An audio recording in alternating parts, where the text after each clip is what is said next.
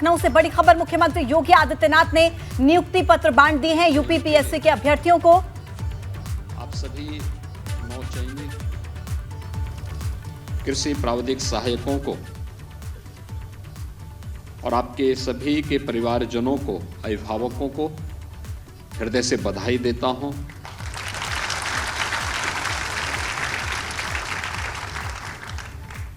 अभी कुछ चयनित अभ्यर्थियों को नियुक्ति पत्र मैंने वितरित किया और मैं देख रहा था कि उनके पास अच्छी डिग्री के साथ साथ एक अच्छा अनुभव भी है, लेकिन उस प्रतिभा और उस अनुभव का लाभ राज्य के अन्नदाता किसानों को नहीं मिल पा रहा था। मुझे प्रसन्नता है कि प्रदेश सरकार ने प्रदेश के अंदर वरिष्ठ प्राविधिक सहायक ग्रुप ए के जिन पदों का याचन भेजा था, यहाँ से लोक सेवा आयोग के लिए भेजा था,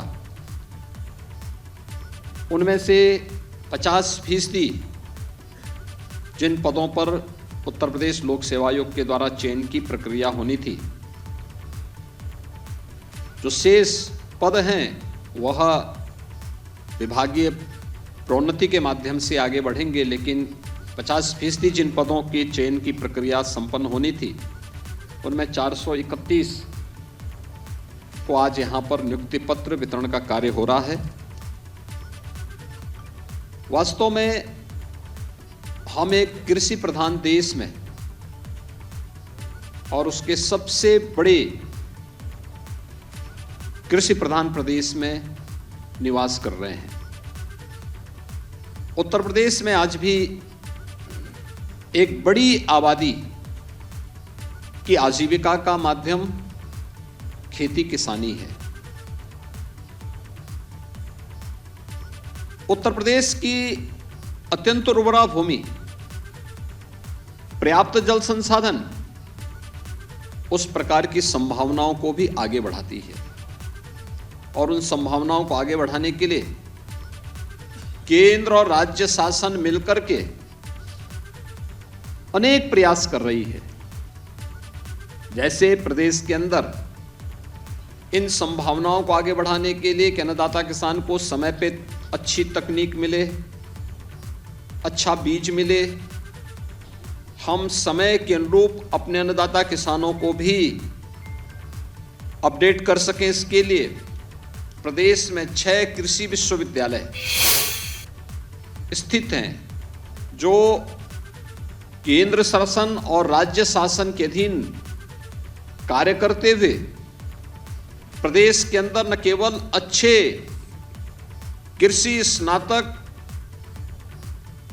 हम प्रदेश और देश को दे सकें, बल्कि अन्नदाता किसानों के सहयोग के लिए हम लोग अच्छे प्रशिक्षित टीम को उन तक पहुंचा सकें।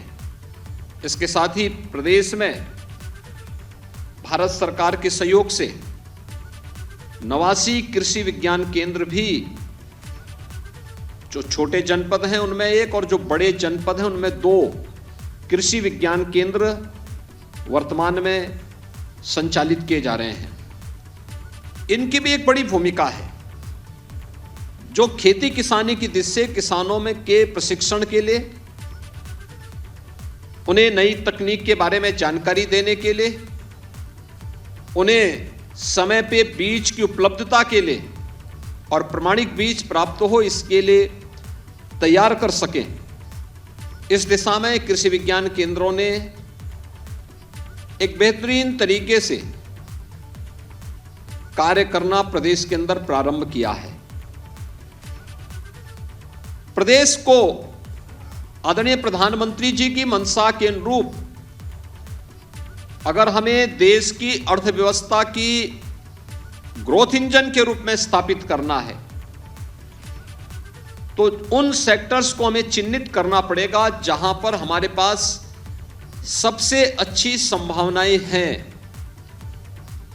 और सबसे अच्छी संभावना वाला क्षेत्र उत्तर प्रदेश जैसे राज्य में, उनमें से एक क्षेत्र स्वाभाविक रूप से कृषि का है, खेती किसानी का है। मेरा ये मानना है, मैं बार बार इस बात को कहता हूं कि उत्तर प्रदेश के अंदर जो संभावना है, जो पोटेंशियल उत्तर प्रदेश के अंदर है, इसमें हम लोग आगामी कुछ वर्षों के अंदर थोड़ा भी प्रयास कर लेंगे, बेहतरीन तकनीक को अपना करके, प्रामाणिक बीजों को उपलब्ध करवा करके, प्रगतिशील किसानों का सहयोग लेकर के अगर हम प्रयास करेंगे तो इस क्षमता को हम 3 गुना बढ़ाने की क्षमता रखते हैं। उत्तर प्रदेश राज्य अकेले खाद्यान्न उत्पादन में देश ही नहीं पूरी दुनिया का पेट भरने की क्षमता रखता है। उन संभावनाओं पर कार्य करने की आवश्यकता है। कृषि विकास दर को लगातार डबल डिजिट में ले जाने की तैयारी करना, इसके लिए राज्य शासन ने भारत सरकार के साथ मिलकर के विगत कुछ वर्षों में प्रयास किए हैं। आप सब जानते हैं कि प्रधानमंत्री मोदी जी ने 2014 में देश की बागडोर संभालने के बाद इस दिशा में ढेर सारे प्रयास किए और पहली बार लगा कि अन्नदाता किसान भी किसी शासकीय एजेंडे का हिस्सा है, चाहे वह सॉइल हेल्थ कार्ड की व्यवस्था को उपलब्ध करवाने का कार्य रहा हो, प्रधानमंत्री फसल बीमा की योजना हो या प्रधानमंत्री कृषि सिंचाई की योजना, और दुनिया की किसानों के वेलफेयर के लिए सबसे बड़ी स्कीम प्रधानमंत्री किसान सम्मान निधि। उत्तर प्रदेश जैसे राज्य में 2,54,00,000 से अधिक किसान इस व्यवस्था से लाभान्वित हो रहे हैं, जिन्हें हर वर्ष 6,000 रुपए उनके खाते में भारत सरकार के माध्यम से सीधे भेजने की व्यवस्था की जा रही है। प्रधानमंत्री कृषि सिंचाई योजना, इस योजना के अंतर्गत प्रदेश में हम लोगों ने अब तक विगत 5-5.5 वर्ष के अंदर 22 लाख हेक्टेयर लैंड को सिंचाई की अतिरिक्त सुविधा उपलब्ध करवाई है। सिंचाई की सुविधा किसान को मिले, सरफेस वाटर की कमी उत्तर प्रदेश के अंदर नहीं है, लेकिन उसका उपयोग नहीं होता था, उचित नियोजन नहीं था, खेती तक उस जल को पहुंचाने के लिए माध्यम नहीं थे, उस प्रकार की सुविधा नहीं थी। वर्षों से पड़ी हुई लंबित परियोजनाओं को, पूर्वी उत्तर प्रदेश में सरयू नहर राष्ट्रीय परियोजना 1972 में योजना बनी थी और योजना को पूरा होते होते, जब योजना बनी थी, योजना की कुल लागत 100 करोड़ थी, लेकिन समय पे कार्य न होने के कारण उसकी लागत बढ़ती गई और जब विगत वर्ष हम लोगों ने इस परियोजना को पूरा किया, उस समय तक परियोजना की कुल लागत 10,000 करोड़ रुपए तक पहुंच गई थी, लेकिन फिर भी केंद्र और राज्य शासन ने मिलकर के इस परियोजना को पूरा किया। आज 14 लाख हेक्टेयर लैंड को वहां पर अतिरिक्त सिंचाई की सुविधा उपलब्ध हुई है। ऐसे ही बुंदेलखंड में अर्जुन सहायक या बाण सागर परियोजना बिंदु क्षेत्र में, पश्चिम में मध्य गंगा नहर परियोजना, ये जैसी तमाम परियोजनाएं थी जो दशकों से लंबित पड़ी हुई थी, जहां इन परियोजनाओं को समयबद्ध ढंग से आगे बढ़ाने का काम किया गया। वहीं साथ ही साथ यह भी प्रयास किया गया कि हम आधुनिक तकनीक के साथ साथ अपने अन्नदाता किसान को और भी अच्छे ढंग से आगे बढ़ा सकें। आपने देखा होगा, अब पद्म पुरस्कार जब प्राप्त होते हैं तो इसमें हमारे प्रगतिशील किसान भी स्थान प्राप्त करते हैं। उत्तर प्रदेश का कोई ना कोई प्रगतिशील किसान कभी बाराबंकी से, कभी वाराणसी से, कभी बुलंदशहर से, कभी सहारनपुर से, कोई ना कोई किसान विगत 8 वर्ष के अंदर इस व्यवस्था का हिस्सा बना है और पद्म पुरस्कार से सम्मानित हुआ है। अगर हम देखेंगे उन प्रगतिशील किसानों के कार्यों को, आप देखेंगे कि वास्तव में कितना पोटेंशियल है। उन लोगों ने अपनी मेहनत से, अपने प्रयास से कुछ बेहतरीन करके दिखाया है और उन वे सभी बेहतरीन जो दिखती हैं वो उन ढेर सारी संभावनाओं को प्रदेश के अंदर बताती हैं कि इस दिशा में हम भी प्रयास कर सकते हैं। अब जैसे प्रदेश के अंदर वर्तमान में हम लोगों ने, किसान अक्सर इस बारे में चर्चा करते थे कि बिजली के बिल हमारे आ रहे हैं। 2017 के पहले तो बिजली ही नहीं मिलती थी, लेकिन 2017 के बाद जब बिजली देनी प्रारंभ भी हुई, जब उसमें शिकायत हुई, तो विगत वर्ष सरकार ने भी निर्णय लिया। हम लोगों ने बिजली के खासतौर पर निजी जो किसानों ने ट्यूबवेल के कनेक्शन लिए थे, उसमें सरकार ने कुछ सब्सिडी दी, और अब हम लोग सोलर पंप लगा करके, सोलर पैनल दे करके किसान को मुफ्त में बिजली उपलब्ध करवाने की उस व्यवस्था के साथ जोड़ रहे हैं। और अन्नदाता किसान चाहेंगे तो इसके माध्यम से भी वह अपनी इनकम को बढ़ाने का कार्य कर सकते हैं, क्योंकि अब राज्य शासन ने अपनी पॉलिसी के अंतर्गत नेट बिलिंग और नेट मीटरिंग की कार्रवाई को आगे बढ़ा दिया है, एक पॉलिसी को स्वीकार कर लिया है। इसका लाभ हमारा अन्नदाता किसान भी पीएम कुसुम योजना के अंतर्गत ले सकता है, और 30,000 किसानों को इस बार सोलर पैनल उपलब्ध करवाने की व्यवस्था के साथ डबल इंजन की सरकार वर्तमान में कार्य कर रही है। लेकिन उसमें ये सभी योजनाओं का लाभ वास्तव में किसान को मिले, और हर बार एक ही किसान को और एक ही गांव में नहीं, अलग अलग जगह पूरे प्रदेश के अंदर सभी लोगों को मिले, पात्रता के हिसाब से मिले। इसमें एक बड़ी भूमिका आपकी हो सकती है। दूसरा, उन्हें तकनीक उपलब्ध कराने में आपकी बड़ी भूमिका हो सकती है। तीसरा, हमें समय के अनुरूप चलना होगा। आपने देखा होगा कोरोना जैसी महामारी का सामना पूरी दुनिया ने किया। कोविड प्रबंधन भारत का सबसे बेहतरीन था। एक सेक्टर ऐसा था जो कोरोना के समय में ही जिसकी प्रोडक्टिविटी पर कोई असर नहीं पड़ा, वो कृषि का क्षेत्र था। और कृषि, वास्तव में अगर कृषि के क्षेत्र में हमारा अन्नदाता किसान कार्य नहीं करता, कृषि वैज्ञानिक कार्य नहीं करते, दुनिया इस महामारी से भूखमरी की कगार पर पहुंच गई होती। लेकिन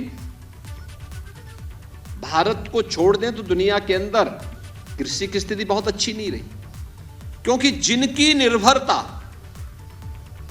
फर्टिलाइजर, केमिकल और पेस्टिसाइड पर ज्यादा थी, उनकी हालत खराब हो गई, क्योंकि फर्टिलाइजर का उत्पादन नहीं हुआ, सप्लाई चेन रुक गई, तो स्वाभाविक रूप से खेती किसानी पर असर पड़ा। और उसका एक बेहतरीन विकल्प प्रधानमंत्री मोदी जी ने नेशनल प्राकृतिक खेती मिशन के माध्यम से इस कार्यक्रम को आगे बढ़ाने का कार्य किया। नेचुरल फार्मिंग मिशन को आगे बढ़ा करके इस कार्यक्रम को गति देने की कार्रवाई को यूनियन बजट का हिस्सा बनाया। हम भी उस दिशा में प्रयास कर सकते हैं, हम भी उसका लाभ ले सकते हैं। और खासतौर पर जो उसकी उस व्यवस्था का हिस्सा है कि कम लागत में, जो प्रधानमंत्री जी ने बार बार कहा है, अन्नदाता किसानों की आमदनी को दोगुना करना, यह संभव है, हुआ है।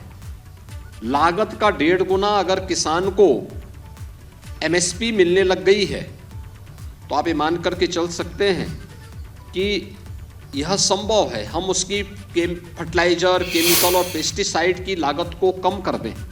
अगर आप केमिकल, फर्टिलाइजर और पेस्टिसाइड का उपयोग करते हैं, तो इससे जो लागत पर एकड़ पड़ती है, अगर नेचुरल फार्मिंग से जीवामृत और घनामृत आदि का उपयोग करते हुए आप इसका उपयोग, इस खेती को करेंगे, तो पैदावार में भी बेहतरीन होगा, लेकिन साथ साथ लागत भी कम आएगी। और काफी कम लागत उसमें पर एकड़ 12 से 14,000 रुपये की बचत किसान को अब तक देखने को मिला है, जहां पर जिन प्रगतिशील किसानों ने इस दिशा में प्रयास किया। और इसलिए नेशनल जो मिशन भारत सरकार ने इस कार्यक्रम के तहत आगे बढ़ाया है, नेचुरल फार्मिंग के अभियान को आगे बढ़ाने के लिए लिया है, इसमें राज्य सरकार ने भी अपने गंगा के तटवर्ती 27 जनपदों को इसके लिए चयन किया है। बुंदेलखंड के 7 जनपदों को हमने इसके साथ लिया है और हमारा प्रयास है कि यह इन सभी जनपदों को हम जोड़ें। वहां पे हम लोग टेस्टिंग लैब स्थापित कर रहे हैं, वहां पर हम लोग अन्य प्रकार से उन्हें सुविधा संपन्न करने की कार्रवाई कर रहे हैं। मास्टर ट्रेनर उपलब्ध कराए जा रहे हैं। 2020 से इस कार्यक्रम के साथ हम लोग जुड़े हुए हैं, लगातार ये कार्यक्रम चल रहे हैं। बहुत सारे अन्नदाता किसानों ने इस दिशा में बहुत अच्छे प्रयास भी किए हैं। हमें भी समय के अनुरूप अपने आप को तैयार करना होगा, लोगों को बताना पड़ेगा। आज इसकी डिमांड है। ग्लोबल वार्मिंग के इस चैलेंज का सामना करने के लिए हम भी इस दिशा में अच्छा प्रयास कर सकते हैं और उस प्रयास के क्रम में मुझे लगता है कि यह जो प्राविधिक सहायक ग्रुप ए के आज 431 पदों का यहां पर नियुक्ति पत्र वितरण की कार्रवाई हो रही है। मेरी आप सबसे मैं आप सबसे अपील करूंगा। आपने देखा होगा कि आपकी जो परीक्षा हुई है उत्तर प्रदेश लोक सेवा आयोग ने की। उत्तर प्रदेश लोक सेवा आयोग आज से 5 साल पहले एक बदनाम केंद्र बन गया था। उसके नाम से ही लोग और युवा, उसके मन में एक चिढ़ पैदा होती थी।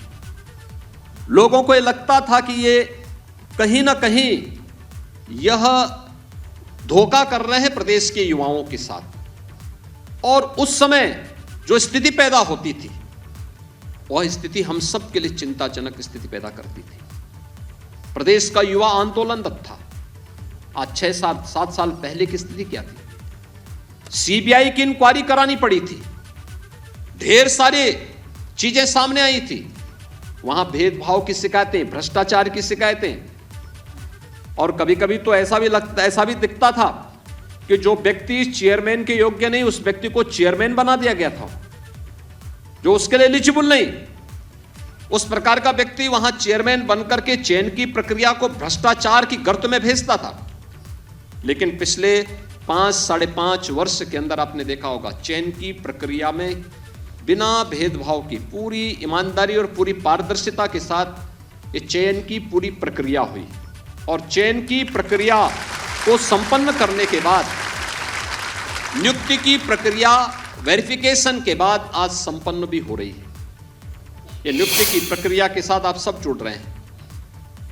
अगर आपको चयन की पूरी प्रक्रिया में पूरी ईमानदारी और पारदर्शिता मिली, नियुक्ति पत्र में आपको उसी एनआईसी के पोर्टल का उपयोग करते हुए पूरी ईमानदारी के साथ नियुक्ति पत्र भी वितरित किए जा रहे हैं और आपके फिर नियुक्ति के लिए आपको उन क्षेत्रों में जहां पे आपको अपने क्षेत्र में कार्य करना है वहां पर उसी पारदर्शी तरीके से कार्यक्रम को आगे बढ़ाया जा रहा है।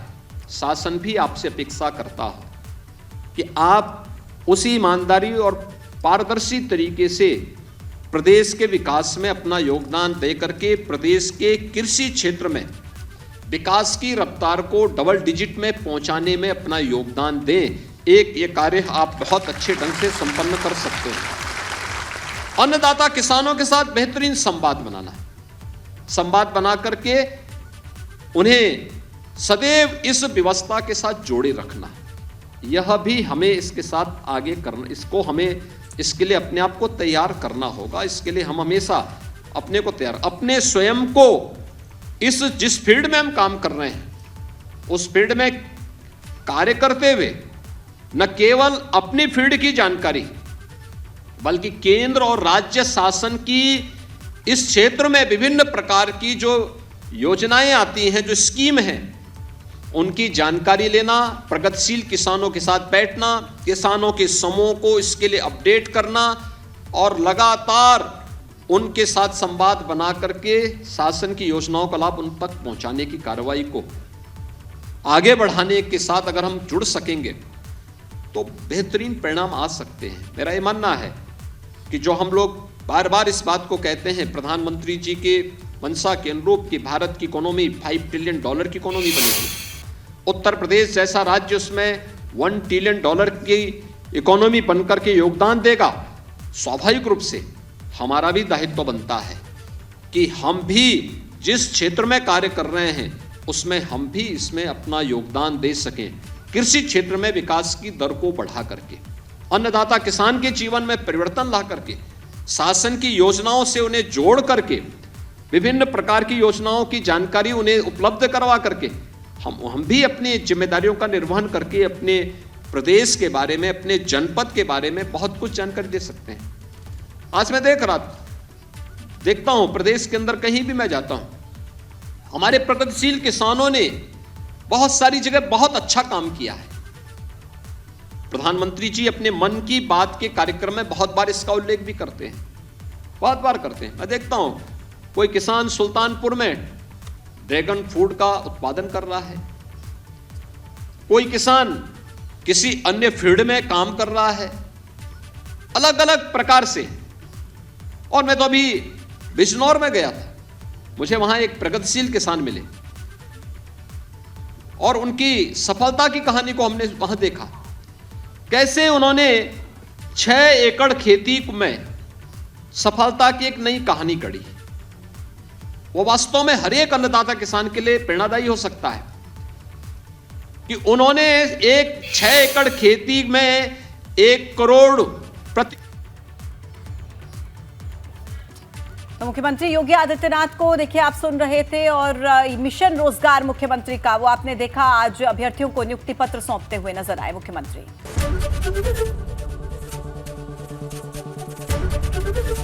एबीपी गंगा, खबर आपकी, जुबान आपकी।